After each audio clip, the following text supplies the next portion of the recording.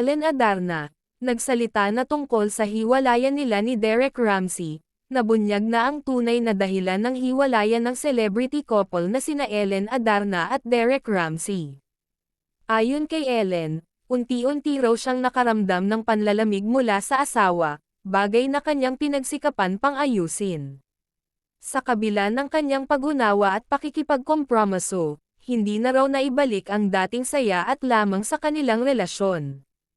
Isang source naman ang naglantad na posibleng dahilan ng kanilang pagkakawatak, di umano'y nagkaroon ng ibang babae si Derek. Mas ikinagulat pa ni Ellen ang balitang may anak na raw ito sa naturang babae. Dagdag pa niya, dito na tuluyang bumigay ang kanyang pasensya at pagtitiis. Aminado ang aktres na masakit para sa kanya ang katotohanan, lalo't buong puso niyang minahal at pinili si Derek. Sinubukan pa raw niyang magpatawad, ngunit para kay Ellen, hindi biro ang pagtataksil at hindi ito dapat balewalain.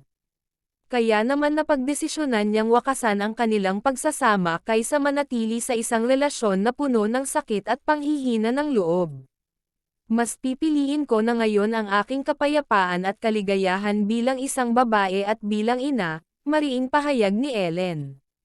Sa ngayon, tikom pa ang bibig ni Derek Ramsey sa isyu, ngunit inaabangan ng publiko ang kanyang magiging panig sa mainit na rebelasyong ito.